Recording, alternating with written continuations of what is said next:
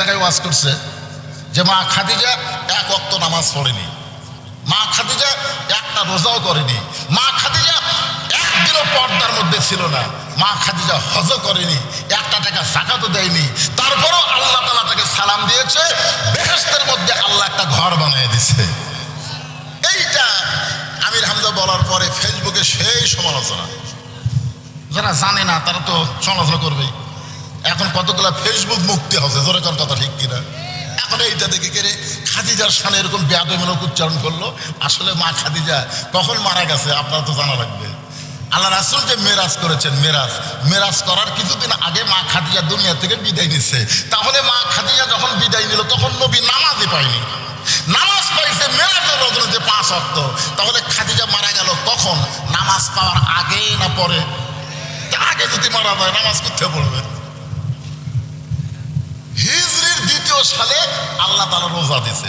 নবী মক্কা থেকে মদিনায় হিজরত করার 2 বছর পরে আল্লাহ রোজা ফরজ করেছে। এখন আপনারা বলেন, খাদিজা যখন মারা গেল তার কত বছর পরে? 3 বছর আর 2 বছর, 5 বছর পরে আল্লাহ রোজা দিল। তাহলে খাদিজা রোজা কোথায় করবে? জাকাত আইছে একই, রোজার বছরই জাকাত, তাহলে খাদিজা জাকাত কোথায় দিবে? হজ আইছে একেবারে হিজরতের 9ম বছরে হজ ফরজ, তাহলে খাদিজা হজ করতে হবে। আপনার বলেন, খাদিজার সময় পর্দার কোনো আইনই ছিল না, তাহলে খাদিজা পর্দা কেমনি করবে? এইগুলো না বুঝে বক্তাও বলা দরকার, বিশ্লেষণ করে ব্যাখ্যা করে। বক্তা হয়তো পরে ব্যাখ্যা করেছে, কিন্তু ওই ব্যাখ্যা বলতে চাইলে ওটা আবার ইউটিউবের কাটিং করে ছেড়ে দিচ্ছে। দরকার কি করে ছেড়ে দিচ্ছে? কাটিং করে ছেড়ে দিচ্ছে। আর জনগণ ওরে বাবা রে। তাহলে খাদিজা কি করে আল্লাহর সালাম পেল? কি করে আল্লাহ জান্নাতে একটা ঘর দিল? অবশ্যই মুসলমান হিসেবে আমাদের জানার অধিকার আছে। জোরে করে আছে না নাই? যারা পর্দার অন্তরে আছেন, ভবিষ্যতে ওয়াজ শুনবার আছেন, একটু মনোযোগ দিয়ে আজকে ওয়াজ শুনবেন। খাদিজাতুল কুবরা একটু মনোযোগ দিয়ে শুনবেন। নামাজ পড়ে না, রোজা করে না, হজ করে না, যাকাত দেয় নাই, তারপরে আল্লাহ তাকে সালাম দিয়েছে। আল্লাহ জান্নাতে তার একটা ঘর বানাইছে। একটাই মাত্র আমল তখন ছিল, সে আমলের নাম হলো জিকির করা। তাহলে দুনিয়াতে সর্বপ্রথম মুসলমানের যে আমল, উম্মতে মুহাম্মাদের আমলের নাম কি? সবাই কর না কেন? আজকে এই জিকিরের কথা বললে কবে হুজুর পীর সাহেব হলো নাকি না? আমাদের বাংলাদেশে কিছু জাকের পার্টি আছে। জোরে কন, কি পার্টি? এই জাকের পার্টির কারণেই তো জিকিরের বদনাম হচ্ছে। জাকের পার্টির জিকির কি সাইজ আপনারা জানেন না? আমার দয়াল বাবার দরবারেতে কেউ ফিরে না খালি হাতে। আপনার বলেন, এটা কি জিকির করা না মস্কারি করা? একটু মনোযোগ দেন। হযরত বেলাল দেখলেন সকালবেলা কোনো কাজ নাই, তিনি কলেমার জিকির শুরু করে দিলেন। জিকির করতে করতে করতে করতে হযরত বেলাল আসল মুনিবের প্রেমে ধরা পড়েছে। গোলামের বাচ্চা গোলামেরা সকালবেলায় বেলালের বিরুদ্ধে নালিশ করতেছে মুনিবের কাছে। মুনিব, এত বেলা হয়ে গেল, এখন পর্যন্ত বেলাল গোয়াল ঘরের দরজা খোলে নাই। এমনি তো বেলালের মুনিব বেলালকে দেখতে পারে না, উর্দুম্বার সঙ্গে থাকতে দেয়। এখন সেই বেলালের বিরুদ্ধে আবার অভিযোগ। হাসিনার সময় দেখছেন, হাসিনা কিন্তু এমনি আলেমদেরকে দেখতে পারেনি, আবার আলেমদের বিরুদ্ধে অভিযোগ। জোরে কোন কথা ঠিক কিনা? 116 জন আলেমের তালিকা করা হয়েছিল, তার মধ্যে আমার নাম ছিল 18 নম্বরে। 116 জনের মধ্যে প্রথম 18-র মধ্যে আমার নাম ছিল। এই জন্য আপনাকে আব্দুল কুদ্দুস ওই কিন্তু আমাকে একেবারে ঢুক পারি দিচ্ছিল না। এরপরে মনে করলাম আর একটা আসলো পাটোয়ারি, হয়তো ভালো হবে, কিন্তু যে জাতের জাত। জোরে কোন কথা ঠিক একই অবস্থা। আলেমদের বিরুদ্ধে অভিযোগ কেন? আলেমদের অভিযোগ কেন করবো? যারা আল্লাহ কোরআনে বলেছে ইন্নামা ইয়াখশাল্লাহ মিন ইবাদিহিল উলামা, বান্দা সময়ের মধ্যে আলেম বান্দারা আল্লাহকে বেশি ভয় করে। জোরে কোন সুবহানাল্লাহ। আল্লাহ রাসূল বলেছেন আল উলামা ওয়ারাসাতুল আম্বিয়া, আলেমরা হচ্ছে নবীদের ওয়ারিস। আর সে আলেমদের বিরুদ্ধে লাগছে। হাসিনার পতন কিন্তু এই আলেমদের বিরুদ্ধে লাগার কারণেই হয়েছে। জোরে কোন কথা ঠিক কিনা? প্রত্যেকটা আলেম হাইকোর্টে, সুপ্রিম কোর্টে কোনো বিচার পায়নি, কোনো বিচার নেই। তারা আল্লাহর কাছে বিচার দিয়েছে। আল্লাহ চোখের পানি দিয়ে বিচার দিয়েছে। ভাইজান একটু মনোযোগ দিবেন। এমনি তো বেলালকে দেখতে পারে না, আবার সেই বেলালের বিরুদ্ধে অভিযোগ করেছে মুনিফ চামড়ার চাবুক নিয়ে, চামড়ার চাবুক না বেলালের দরজা এসে ডাকতেছে, বেলাল ও বেলাল, এত বেলা হয়ে গেল এখনো পর্যন্ত দরজা খুলিস না। বেলাল রে তোর এমন কি ঘুম হলো এখনো দরজা খুলিস না? কারণ বেলাল আসল মুনিবের কাছে ধরা দিয়েছে, নকল মুনিবের শব্দ বেলালের কানের মধ্যে ঢুকতেছে না। সুবহানাল্লাহ কর না খা। হ্যাঁ, হযরত বাইজিদ বোস্তামি নামাজের মধ্যে আছে মরুভূমিতে। এখন এক মেয়ে বাইজিদ বোস্তামির সামনে দিয়ে ঘুরতেছে। বাইজিদ বোস্তামি নামাজ শেষ করবে, এই মহিলা, তুমি কি পাগলি হয়ে গেলে নাকি? আমি নামাজ পড়তেছি আর তুমি আমার সামনে দিয়ে ঘুরতেছ। মহিলা মুসকে মুসকে হাসার বলে, নামাজ কার ইবাদত? এই জোরে কোন নামাজ কার ইবাদত? তুমি যখন সালাতু মিরাজুল মুমিনিন, নামাজ হচ্ছে মুমিনদের জন্য আল্লাহর মিরাজ, আল্লাহর ইবাদতের মধ্যে শামিল হইছো, তোমার সামনে আমি ঘুরতেছি, তুমি কেমনে দেখলে? তার মানে বোঝা গেল তুমি নামাজের মধ্যে ছিলে না। নামাজের ভিতরে থাকা আর নামাজ পড়া দুইটা এক না, দুইটা এক না। জোরে কোন কথা ঠিক কিনা?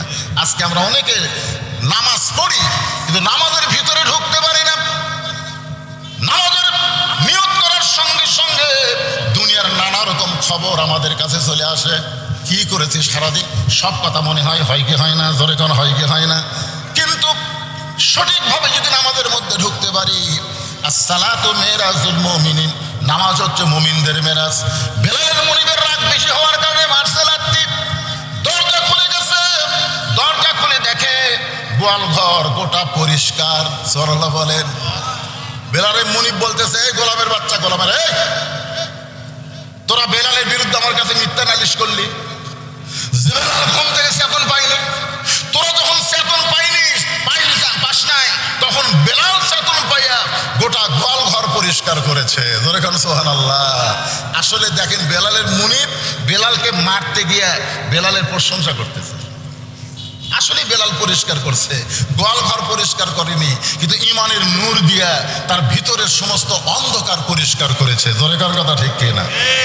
বেলালের মুনিব ডাকতেছে গোয়াল ঘরে, রে বেলাল তুমি কোথায়? বেলাল ডাকতে ডাকতে গোয়াল ঘরের কোনায় গিয়ে দেখে বেলালের গোটা দেহ থর থর করে কাঁপতেছে। ইজা যুকিরাল্লাহু ওয়াজিলাত কুলুবুহুম, যখন কেউ আল্লাহর জিকির করে, এই জিকির করার কারণে তার অন্তরের মধ্যে তড়পড়ানি শুরু হয়ে যায়। সুবহানাল্লাহ বলে। বেলাল জিকির করতেছে কার? আল্লাহ কি বলতেছেন? ইজা যুকিরাল্লাহু ওয়াজিলাত কুলুবুহুম।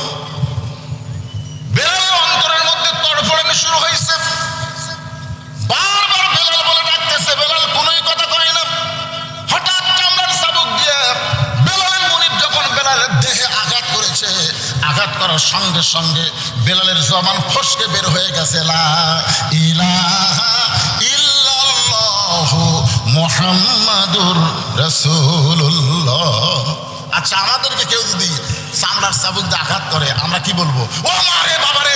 জোরে কর কথা ঠিক কিনা? আপনি আল্লাহরে বলবেন না মারে বাবারে বলবেন? কোনটাকে বলবেন? কথা কয় না। আর যারা প্রকৃত ইমানদার তারা কি বলবে?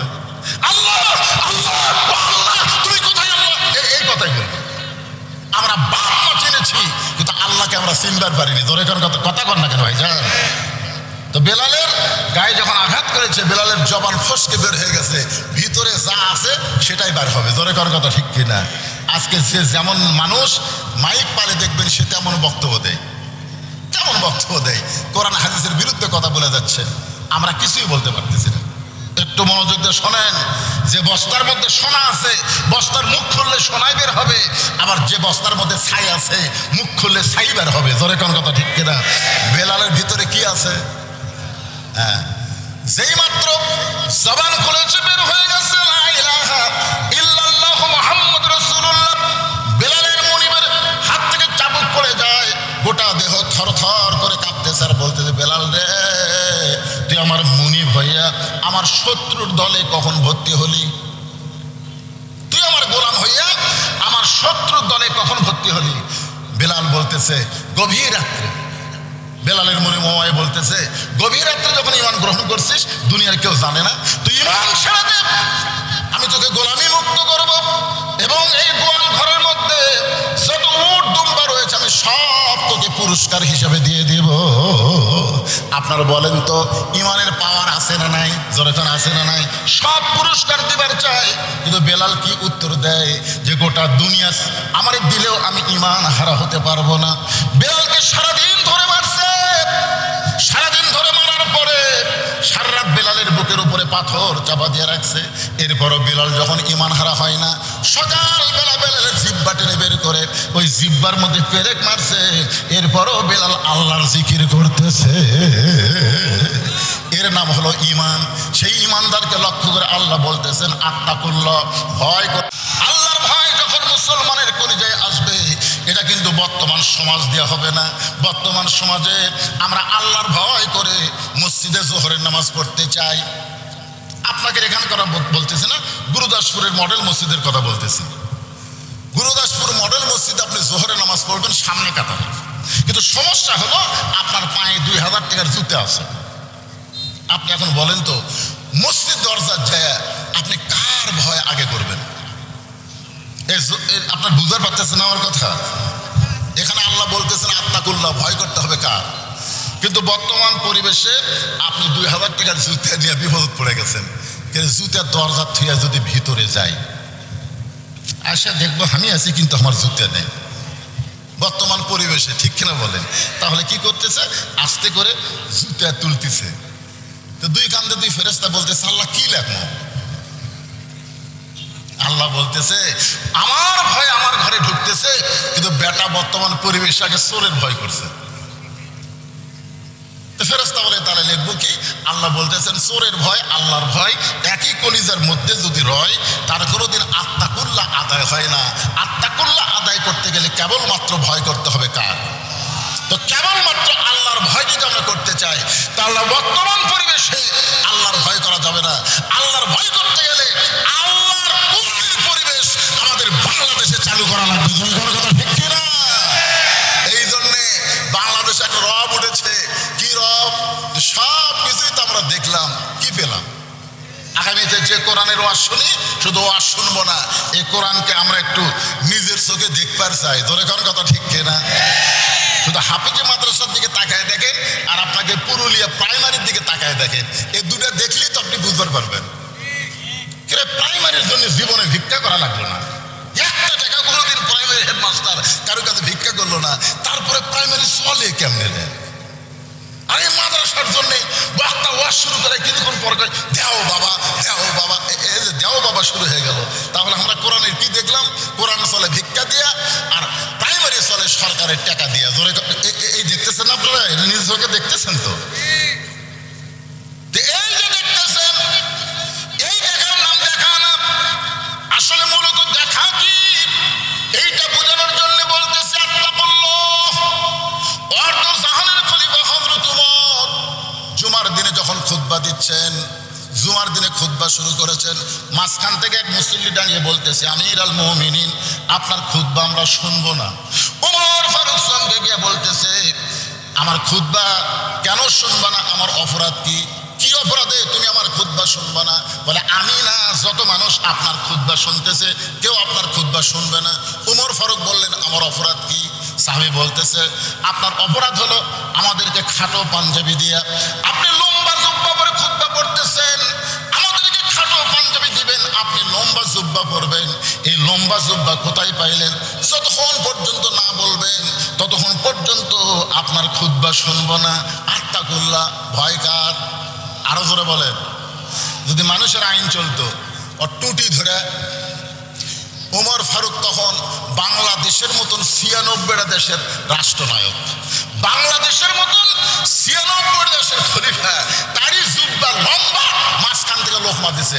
এখন একটা চেয়ারম্যানকে লোকমা দিলে চেয়ারম্যানের চামচা সাইজ করে। জোরে কোন কথা ঠিক কিনা?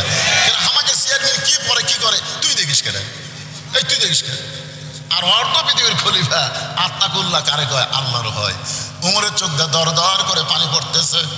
এমন সময় আব্দুল্লাহ ইবনে ওমর 30 পারা কোরআনের হাফেজ, 6 লক্ষ হাদিসের হাফেজ, সুবহানাল্লাহ বলে। অর্ধ জাহানের খলিফা ওমর ফারুকের ছেলে কয় পারা কোরআনের হাফেজ? 30 পারা কোরআনের হাফেজ, 6 লক্ষ হাদিসের হাফেজ। বাবার পাশে গিয়ে বলতেছে, রে নবীর সাহাবীরা, আমার বাবার জুব্বা লম্বা বলে তোমরা বাবার খুতবা বন্ধ করে দিলে, কিন্তু আমার দিকে একটাবার তাকায় দেখো, তোমরা খাটো হলেও নতুন কাপড় পরে নামাজ পড়তে আইছো, কিন্তু আমার পরনে নতুন কোনো কাপড় নাই। সাহাবীরা বলতেছে, বিশেষ করে ওসমান গনি বলতেছে, আব্দুল্লাহ, আজকে জুমার দিনে সবাই নতুন কাপড় পরে নামাজ পড়তে আইছে, আর তুমি পুরাতন কাপড় কেন পরলা? আব্দুল্লাহ কান্দের বলে, আমি পুরাতন কাপড় কেন বললাম? যদি আজকে আমি নতুন কাপড় পরতে চাইতাম, তাহলে আমার বাবার জুব্বা লম্বা হতো না। সুবহানাল্লাহ বললেন না?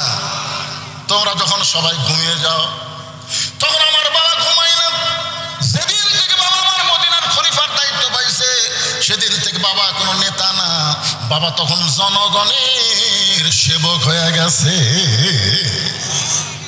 সবাই যখন ঘুমায়, আত্তাকুল্লাহ, কার ভয়ে? আল্লাহর ভয়ে আমার বাবা ঘুমায় না। মানুষ কে কোথায় কিভাবে আছে নিজের চোখে দেখার জন্য চোরের মতো সারা রাত আমার বাবা ঘুরে বেড়ায়, চোরের মতো সারা রাত। হয়তো তোমার ঘুরতে ঘুরতে দেখতেছে একটা পুরুষ মানুষ তাঁবুর বাহিরে এসে খালি উত্তরে যায় দক্ষিণে যায়, একবার উত্তর দিকে যায় একবার দক্ষিণে যায়। ওর হরকে দৃশ্য দেখার পরে তিনি বললেন, লোকটা তো অস্থির, আর অস্থির লোককে যদি তুমি থামাবার চাও, নবীর তরিকা মোতাবেক তাকে সালাম দাও। যেরকম কি দাও? তো লোকটা একবার উত্তরে যাচ্ছে দক্ষিণে যাচ্ছে, খালি এই ছটফট ছটফট করতেছে। ওমর ফারুক তাকে স্থির করার জন্য সালাম দিলেন, আসসালামু আলাইকুম ইয়া আব্দুল্লাহ। লোকটা সালামের উত্তর দেয় না। ওমর ফারুক আবার সালাম দিলেন, আসসালামু আলাইকুম ইয়া আব্দুল্লাহ। রে আল্লাহর বান্দা, তোমার উপর আল্লাহর রহমত বর্ষিত হোক। লোকটা সালামের উত্তর দেন। ওমর ফারুক যখন আবার সালাম দিবে যাচ্ছে, এমন সময় লোকটা বারবার আমার সালাম দাও মিয়া, তুমি জানো না আমার মনের মধ্যে শান্তি নাই, তোমার সালাম খালি উপর দিক দিয়ে যায়, ভিতরে ঢুকতেছে না। ওমর ফারুক জোড়হাত করে বললেন, ভাইজান আপনার সমস্যা কি? বলে, আমার বাড়ি হলো অমুক জায়গায়, আমি যাচ্ছি অমুক জায়গায়। ওমর ফারুক যখন কোরআন দিয়ে রাষ্ট্র চলায়, তখন দিনেও যা রাতেও তাই। জোরে খান সুবহানাল্লাহ। দিনের বেলাও যা রাতের বেলাও তাই। কোরআন দিয়ে যখন রাষ্ট্র চলে, তখন দিনের বেলাও যেমন শান্তি, রাতের বেলাও আরো ঘুরে শান্তি। সুবহানাল্লাহ কোন না কেন? তা আমার বউকে নিয়ে, আমার গর্ভবতী বউকে নিয়ে আমি অমুক কাফিলায় যাচ্ছি। এই মাঝ রাস্তা রাস্তা আমার গর্ভবতী বউয়ের প্রসব ব্যথা শুরু হয়েছে। আর বউটা যখন প্রসব ব্যথায় কাতরাকাতি শুরু করছে, তখন আমি তাঁবু টাঙ্গাইয়া আমি অস্থির হয়ে ঘুরতেছি। এই মুহূর্তে আমি ঘাটতি পাই কোথায়? আমি কখন উত্তরে যাই দক্ষিণ যাই, মিয়া আমার মধ্যে যন্ত্রণা, আর খালি সালাম দাও। ওমর ফারুক মুস্কা হেসে বললেন, ভাইজান, ইন্নাল্লাহা মা'আস সাবিরিন, ধৈর্যশীলদের সঙ্গে আল্লাহ রয়েছে, তুমি একটু ধৈর্য ধরো, আমার কাছে ভালো ধাত্রীর খবর আছে। সুবহানাল্লাহ। এক দৌড়ে বাড়িতে গেলেন, বাড়িতে গিয়ে ডাক দিলেন, আব্দুল্লাহর মা। যে আব্দুল্লাহর মা বলে ডাক দিছে, সঙ্গে সঙ্গে ওমর ফারুকের বিবি দরজা খুলে দিচ্ছে। ওমর ফারুক চুপ করছে, কেন? আমি রাতের বেলা মানুষের দুঃখ কষ্ট দেখতে যাই, আমি মনে করছিলাম 2-3 বার ডাক দিলে তুমি চেতন পাবা না। এই গভীর রাত্রে আব্দুল্লাহর মা বলতে দরজা খুললা, কারণ কি? বলে, আপনি যেদিন থেকে মানুষের দুঃখ কষ্ট রাতের বেলা দেখা শুরু করছেন, আমি সেই রাত থেকে সারা রাত দরজায় দাঁড়িয়ে দাঁড়িয়ে আমি আল্লাহর কাছে দোয়া করে, আল্লাহ আমার স্বামীকে তুমি হেফাজত করো। জোরে করো সুবহানাল্লাহ। আপনি মানুষের দুঃখ কষ্ট নিজের চোখে দেখবেন, আর আমি বউ হয়ে ঘুম পারবো, আপনি সেই বউ আমার বাঁচায়। আমি আমার বউরে বহুদিন কইছি ওয়াজ করে রাত্রিবেলা বাড়িতে আসবো। আমি মনে করছিলাম হয়তো ওমর ফারুকের বইয়ের মতো আমার বউ হবে। আল্লাহর কোরআন আমার সামনে, কোনোদিন আমার বউকে আমি চেতন পাইনি। যতদিন আমার মা জীবিত ছিল, বিশ্বাস করেন আমার মাকে কোনোদিন ডাকা লাগেনি। আমার যুদ্ধের শব্দই মা বুঝবার পারে। রাত 2টা হোক 3টা হোক, আমি মার জানলার ডাকতে হাঁটে যেতেই মা বলে, বাবা বউ যান ডাক দিস না বাবা, আমি চেতন আছি। মা যখন দরজা খুলে দেয়, আমি একদিন পায়ে পড়ে বললাম, মা কোনোদিন আপনাকে টাকা লাগে না, আপনি দরজা খুলে দেন, চেতন কেমনে পান? মা বলতেছে, তোর বউ ঘুমানোর আগে আমাকে বলেছে আজকে তুই ওয়াজ করে বাড়িতে আসবি। এইটা শোনার পরে দুনিয়ার কোনো মা ঘুমাতে পারে না, দুনিয়ার কোনো মা ঘুমাতে পারে না। আজকে যাদের মা নাই তারা বুঝতেছে, 23 সালের 25 ডিসেম্বর আমার মা দুনিয়া থেকে বিদায় নেওয়ার পর আমি বুঝতেছি যার বাবা নাই, যার মা নাই, এই দুনিয়াতে তার আর কেউ না আছে। কথা কোন আছে? আর তাদের বাপ মা আছে, তারা বুঝতে পারতেছে না। বাপ মা যতদিন জীবিত থাকে সন্তান বুঝবার পারে না। দাঁত থাকতে মানুষ দাঁতের মূল্য দেয় না, চোখ থাকতে মানুষ চোখের গুরুত্ব বোঝে না। যখন দাঁত পড়া যায়, চোখ চলে যায়, তখন বুঝে চোখ আর দাঁতের গুরুত্ব কি। জোরে করে কথা ঠিক। বাপ মা আছে তো বুঝতে পারতেছেন না। একের বইয়ের কাছে বইয়ের মা বসে আছে, ওই এখন বলতেছে আম্মা আম্মা আমি বাজারে যাচ্ছি, আপনি ডাব খাবেন না গ্লুকোজ খাবেন? আম্মা কি মাখরাজ উচ্চারণ, আম্মা। তো বউ বলতেছে আমার মা ডাবও খায় গ্লুকোজও খায়, দুটাই খাবে। তখন বলতেছে আম্মার জন্য ডাব গ্লুকোজ দুটাই আনবো। এই বলে ব্যাগ না বের হচ্ছে, দেখে দরজাত মা খারাপ আছে। ওই মা দেখার পরে নজর নিচের দিকে করছে। মায়ের মুখের দিকে তাকালে, বাবার মুখের দিকে মহব্বতের নজর দিলে আল্লাহ হজের সব দেয়। সোনাল্লাহ দেখেন। আর এই শয়তান কি করছে, মায়ের দিকে তাকায় হাঁটতেছে। মা কাই কেড়ে বা আমি দরজা কখন থেকে দাঁড়ায় আছি, তুই একটা বার আমার দিকে তাকাস না। গত সপ্তাহে 10 টাকার পান কিনে দিছিস, পান কিন্তু ফুরে গেছে, আজকে আমার জন্য 10 টাকার পান আনবি। ছেলে বলতেছে এই জন্যই তো তাকাই না, খালি খাই খাই। মা 10 টাকার পান খাই, খালি খাই খাই। আর শাশুড়ির জন্য ডাব আনবে, গ্লুকোজ আনবে। এরকম বেটা নামক পাটা আছে না নাই? জোরে জন আছে না নাই? আল্লাহ কোরআনে বলেছেন ওয়াকাদা রাব্বুকা আল্লা তা'বুদু ইল্লা ইয়াহু ওয়া বিল ওয়ালিদাইনি ইহসানা। আল্লাহু আকবার। একটু মনোযোগ দিয়ে শুনবেন। ওমর ফারুক দৌড়ে এসে দরজায় যেই মাত্র বললেন আব্দুল্লাহর মা, সঙ্গে সঙ্গে দরজা খুলে দিল। ওমর ফারুক বলেন আব্দুল্লাহর মা জান্নাতে যাবার চাও? তো বলে জান্নাতে যাবার চাই। ওখানে জান্নাতে যদি যাবার চাও তাহলে গরম পানি একটা প্রসব কিভাবে সন্তান ছাত্রীরা দুনিয়াতে আনে সেই ব্যবস্থা নেই। ওমর ফারুকের বিবি সব কিছু নিয়ে গভীর রাত্রে ওমরের সঙ্গে চলতেছে। তারপর অপর পৃষ্ঠেতে ঢুকে দিয়া ওমর ফারুক লোকটাকে শুধু বলতেছে ইন্নাল্লাহা মা'আস সাবিরিন, আল্লাহ ধৈর্যশীলদের সঙ্গে আল্লাহ আছে, আর অস্থিরতা করা লাগবে না। ভালো ধাত্রী ঢুকছে। কিছুক্ষণ পরে বাচ্চা যখন প্রসব হয় তখন ওমর ফারুকের বিবি বলতেছে যে আমিরুল মুমিনিন, আপনার বন্ধুকে খবর দেন তার সন্তান এবং বিবি সুস্থ আছে। আপনারা তো সুবহানাল্লাহ করেন, কিন্তু ওমর ফারুকের বউ যখন বলতেছে আমিরুল মুমিনিন, উনি তখন অবস্থা কি? এই লোকটার অবস্থা কি? যে সালামের উত্তর দেয়নি, পায়ের কাছে পড়ে বলতেছে আরে আমি কত বড় বেয়াদব, আপনি 3 দিনবার সালাম দিলেন, আমি সালামের উত্তর দিলাম না। ওমর ফারুক বলতেছে ভাই তুমি আল্লাহর কাছে বলো আল্লাহ যেন অধমকে মাফ করে দেয়, কারণ ঠিক মতো তোমার খোঁজ নিবার পারিনি বলেই তুমি অস্থির হয়ে গেছো। আব্দুল্লাহ বলতেছে রে দুনিয়ায় নবীর সাহাবীরা তোমরা আরামে সারা রাত ঘুমাও, কিন্তু আমার বাবার চোখে ঘুম নাই। যেদিন থেকে মদিনার খলিফা হয়েছে সেদিন থেকে আমার বাবার রাত্রে বেলা চোখের ঘুম নাই। মানুষগুলো কে কোথায় কিভাবে আছে নিজের চোখে দেখার জন্য আমার বাবা একা একা ঘুরতেছে। হঠাৎ হযরত ওমর দেখতে পায় তাঁবুর মধ্যে আগুন জ্বলতেছে, আর 2টা বাচ্চা মা মা বলে কাঁদতেছে আর বলতেছে মা আমাদের খুব ক্ষুধা লাগছে, মা তাড়াতাড়ি খাবার দাও। মা বলতেছে গোশত সিদ্ধ হলেই তোমাদেরকে খাবার দিব। ওমর ফারুক চিন্তায় পড়ে গেলেন, দুম্বার গোশত হলে বড়জোর 8 ঘন্টা লাগবে, উটের গোশত হলে বড়জোর 1 ঘন্টা লাগবে। এত গভীর রাত হয়ে যায়, এখন পর্যন্ত গোশত সিদ্ধ হয় না, এটা কিসের গোশত? ওমর ফারুক আস্তে আস্তে তাঁবুর নিকটে গিয়ে বললেন মা তোমার 2টা সন্তান ক্ষুধার জ্বালায় কাঁদে, এখন পর্যন্ত তোমার গোশত সিদ্ধ হয় না। মা এখন পর্যন্ত তোমার গোশত সিদ্ধ হয় না, মা তুমি এমন কি গোশত সিদ্ধ করতেছো? মেয়েটা বলে পথিক আমার বাড়ি হলো ইয়ামিন দেশে, আমি শুনতে পাইলাম মদিনার খলিফা ওমর অত্যন্ত ভালো মানুষ।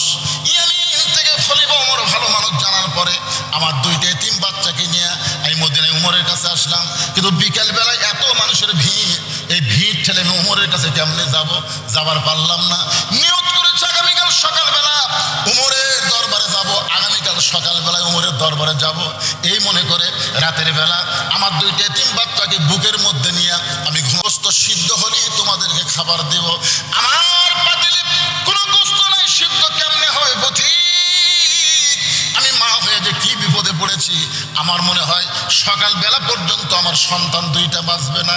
আত্তাকুল্লাহ, আল্লাহর ভয়। হযরত ওমর বলতেছে, মা তুমি একটু ধৈর্য ধরো মা, তোমার দুইটা বাচ্চাকে তুমি একটু সান্ত্বনা দিয়া কোনো মতে জীবিত রাখার চেষ্টা করো মা। এই বলে হযরত ওমর এক দৌড়ে বাইতুল মালের দরজায় আসলাম আসলাম বলে ডাক দিলেন। আসলাম দরজা খুলে বলে, আমির আল মুমিনিন, এই গভীর রাত্রে আমার ডাকতেছেন, বলে খাবার একটা বস্তা আমার মাথায় উঠায় দে। আসলাম বলতেছে, ইয়া আমির আল মুমিনিন, আপনি হলেন আমির, আমি হলাম চাকর, হুকুম দেন কোথায় বস্তা নিয়ে যাওয়া লাগবে। ওমর বলে, আসলাম রে, চাকর আর মুনিব না, চাকর আর মুনিব না। এই দুনিয়াতে তুমি আমার বস্তা মাথায় নিবার চাচ্ছ, কিন্তু হাসরের ময়দানে একজনের পাপের বোঝা কেউ মাথায় নেবে না। দে আমার মাথায় বস্তা উঠে দে। আসলাম আউলিল আমরি মিনকুমকে মানতে গিয়া খাবার বস্তা যখন মাথায় তুলে দিলেন, ওমর ফারুক বস্তা নিয়ে এত জোরে দৌড় মারতেছেন, পিছন দিক থেকে আসলাম বলতেছে, আমির আল মুমিনিন, আপনি এত দূরে দৌড় মারলে আপনি পড়ে যাবেন, আপনার কষ্ট হবে। ওমর ফারুক বলে, আসলাম রে, সময় মতো যদি পৌঁছবার না পারি তাহলে জাহান্নামের আগুনকে আল্লাহ ওমরকে পোড়ায় ফেলবে। আত্তাকুল্লাহ হাক্কা তুকাতিহি, এত দূরে দৌড় মারলেন। তাবুর নিকটে গিয়ে বললেন, মা তোমার দুইটা সন্তান কি জীবিত আছে মা? মেয়েটা বলতে, পথিক এখন পর্যন্ত আমার সন্তান দুইটা জীবিত আছে। ওমর ফারুক বললেন, তাহলে তাড়াতাড়ি রুটি আর হালুয়া তৈরি করো। মেয়েটা রুটি আর হালুয়া তৈরি করে ওমর ফারুকের হাতে যখন দেয়, ওমর ফারুক রুটি আর হালুয়া নিয়ে দুইটা বাচ্চাকে দিয়ে উরাতের উপরে বসা মুখের মধ্যে ঢুকাই দিচ্ছে। বাচ্চা দুইটা রুটি হালুয়া খায় আর ওমর ফারুকের মুখের দিকে ফেল ফেল করে তাকায়। ওমর ফারুকের চোখ দিয়ে দর দর করে পানি পড়তেছে। দুইটা বাচ্চা বলে, কে গো আপনি, এই গভীর রাতে এমন করে কাঁদতেছেন? আমরা এতিম, আমাদের কোনো বাবা নাই, কিন্তু আপনার দয়া দেখে আমরা হারানো বাবাকে মনে হয় ফিরে পাইলাম। ওমর ফারুক কান্দের বলে, আল্লাহ এই অধমকে জাহান্নামের আগুন তুমি হেফাজত করো। মেয়েটা বলে, পথিক রে, তুমি জাহান্নামকে নিয়ে কেন ভয় করতেছো? ভালো মানুষের গল্প শুনেছি, কিন্তু মানুষ এত ভালো হয় কোনোদিন আমি কল্পনা করিনি। আমি আল্লাহর কাছে বলতে চাই, আল্লাহ ওমরকে মদিনার খলিফা না বানায়া তোমাকে যদি মদিনার খলিফা বানাইতো তাহলে মদিনা আল্লাহর জান্নাত হয়ে যেত। আল্লাহু আকবার। আত্তাকুল্লাহ হাক্কা তুকাতিহি, আমরা ভয় করি কাকে? আরো জোরে বলে, আল্লাহ। যতই কোন আল্লাহ, মানুষের তৈরি আইন দিয়ে যদি বাংলাদেশ চলে, মুখে বলা যাবে ভয় করে আল্লাহকে, কিন্তু অন্তর দিয়ে করতে পারবেন না। যেই কোরআনের ওয়াজ শুনতেছেন, এই কোরআন মোতাবেক আমাদের চলা লাগবে। জোরে কোন কথা ঠিক কিনা ভাইজান? ওমর ফারুক এত ভয় করেছে, কারণ কি? সে আল্লাহর কোরআন অনুযায়ী চলে এবং কোরআন অনুযায়ী রাষ্ট্র চলায়। আব্দুল্লাহ বলতেছে, ওই সাহাবীরা, তোমরা খাটো পাঞ্জাবি হলেও নতুন পোশাক পরেছো, আর আমার দিকে তাকায় দেখো আমি পুরাতন কাপড় পরাইছি। ওসমান গনি বলে, আব্দুল্লাহ তুমি পুরাতন কাপড় কেন পরলা জুমার দিনে? বলে, আমি যদি নতুন কাপড় পরতাম আমার বাবার জুব্বা লম্বা হতো না। তোমরা সবাই যখন ঘুমায় থাকো, আমার বাবা গভীর রাত্রে আমার দরজায় গিয়ে ডাকতেছে, আব্দুল্লাহ আব্দুল্লাহ বলে। আমি দরজা খুলে তাকায় দেখি বাবার হাতে একটা পাঞ্জাবি। আমি খুশি হয়ে বললাম, বাবা বাইতুল মাল থেকে আমার একটা পাঞ্জাবি দিছে, আপনি আর একটা দিবে রাখছেন? আসলে নেতার বেটা হওয়ার মধ্যে লাভ আছে। আমি একটা পাঞ্জাবি পাইছি, আপনি আর একটা দিবে রাখছেন। ওমর ফারুক বললেন, ইন্নাল্লাহা ইয়ামুরুকুম আন তুআদ্দুল আমানাতি ইলা আহলিহা ওয়া ইযা হাকামতুম বাইনান নাস আন তাহকুমু বিল আদল। জোরে বল আল্লাহু আকবার। আব্দুল্লাহ, তুই কি মনে করিস যে তুই একটা পাঞ্জাবি পাইছিস আমি আর একটা দিবে রাখছি? না রে পাগল, না, এইটা আমার ভাগে পড়েছে। এখন তুই বল, এত খাটো পাঞ্জাবি পরে আমি আগামীকাল খুতবা কেমনে দিব? আব্দুল্লাহ বলতে, তাহলে আমি কি করব? বলে, তোর ভাগে যে কাপড় পাইছিস ওই কাপড়টা আমাকে দান করে দে। আব্দুল্লাহ বলে, গভীর রাত্রে আমার কাপড় আমার বাবাকে দান করে দিলাম। বাবার কাপড় আমার কাপড় একত্র করে বাবা লম্বা জুব্বা বানায় সেই জুব্বা পরে খুতবা দেয়। এখন বলো বাবার খুতবা শোনা যায় কিনা যায়? সমস্ত সাহাবীরা দাঁড়িয়ে বললেন, আল্লাহর কোরআন যে যখন রাষ্ট্র চলবে, এমন ভালো মানুষকে নেতা হিসাবে পাওয়া যাবে। সুবহানাল্লাহ বলেন। আসলে ভাইজান, আপনাদের মধ্যে আমি মনে করছিলাম যে সব আদায় শেষ। আমি আব্দুল জলিলকে বলেছিলাম যে 10টার সময় আমাকে যদি টেজে দেয় 12টা পর্যন্ত ওয়াজ হবে, আদায় টাদায় যা আছে তুমি শেষ করে নিবে। কিন্তু এই যে মাঝখানে কিছু অতিথি আসার কারণে ও ঠিকমতো আদায় করতে পারেনি। আর শেষে তো বুঝতেইছেন মানুষের মধ্যে একটা ভাব এসে যায় যে ওয়াজ তো বহুই শুনতেছি, আজকাল শুনবার না পারলে কাল ইউটিউবে বসে সার্চ দিলে এই ওয়াজগুলো পাওয়া যায়। বুঝতেছেন না? মানুষ এখন মোবাইলে ওয়াজ শুনে শুনে আমি যে ওয়াজই ধরি এই ওয়াজ তো কি কর, তো এখন আমি ওয়াজ করি হয়তো পাবনায়, আপনার শুনতে পান নাটোরে, আবার ওয়াজ করি কুষ্টিয়ায়, আপনার শুনতে পান এই পুরুলিয়ায়। তো এইটা একটা অবস্থা হয়ে গেছে। যাই হোক, আপনার যারা এখানে বসে আছেন আমাকে বলা হচ্ছে হুজুর এখনো গামছার আদায় হয়নি, গামছার আদায় হয়নি, তাই না? তো ব্যাগ নিয়ে ওটা বসে করবেন না, একটা মাদ্রাসায় মহব্বত করেন আপনারা।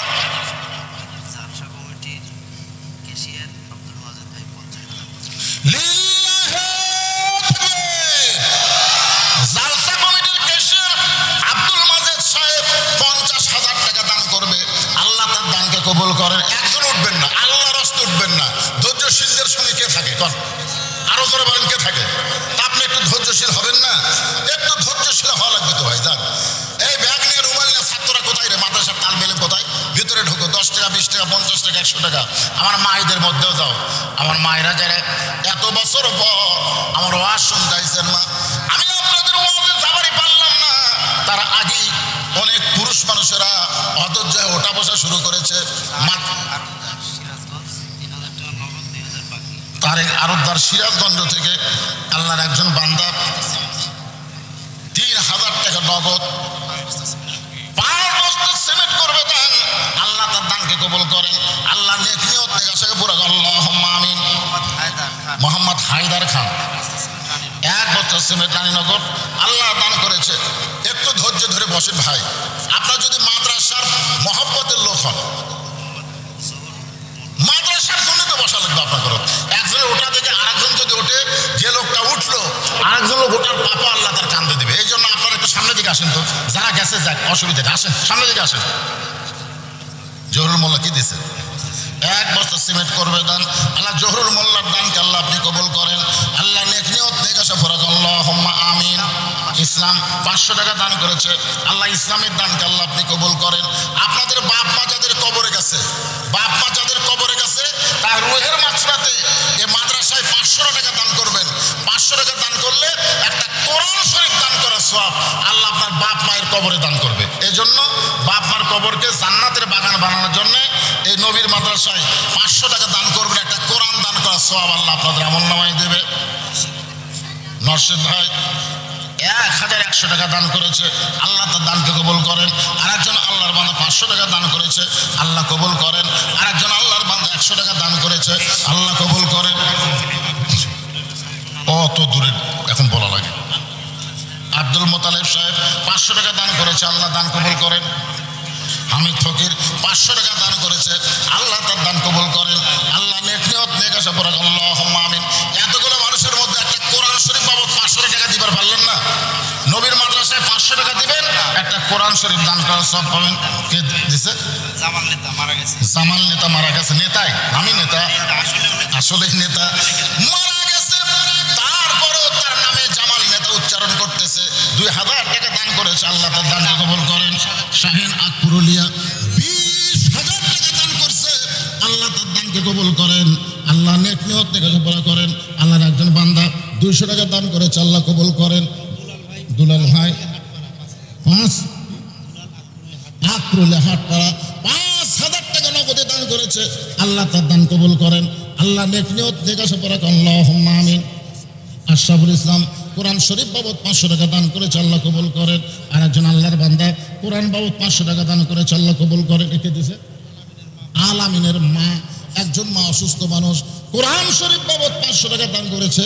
আল্লাহ তার দান কবুল করেন। আল্লাহ নেক নিয়ত নেকাশা পড়া আল্লাহুম্মা আমিন। বাপ মা 2 জনে মারা গেছে। বাপ মা রুহের মাগফিরাতে তার সন্তান কোরআন শরীফ বাবদ 500 টাকা দান করলো। আল্লাহ বাপ মার কবরকে জান্নাতের টুকরা বানিয়ে দেন। লুৎফর রহমান লক্ষ্মীপুর বাপ মা মারা গেছে, রুহের মাগফিরাতে 2500 টাকা 3,000 টাকা দান করেছে। আল্লাহ বাপ মার কবরকে জান্নাতের টুকরা হিসেবে কবুল করেন। আল্লাহুম্মা আমিন। আনসার কোরআন বাবদ 500 টাকা দান করেছে। আল্লাহ কবুল করেন। ইউনুস আলী 5,000 টাকা ইউনুস আলী দান করেছে। ইউনুস আলীর দানকে আল্লাহ আপনি কবুল করেন। আল্লাহ নেক নিয়ত নেকাশা পড়া আল্লাহুম্মা আমিন। জি, এই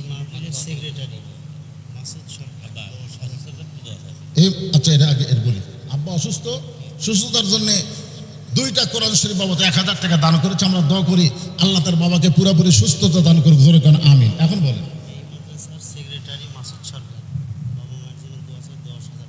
এই মাদ্রাসার বর্তমান সেক্রেটারি মাসুদ সাহেব বাবা মার জন্য 10,000 টাকা দান করলো। আল্লাহ তার দানকে কবুল করেন। বাবা যদি কবরে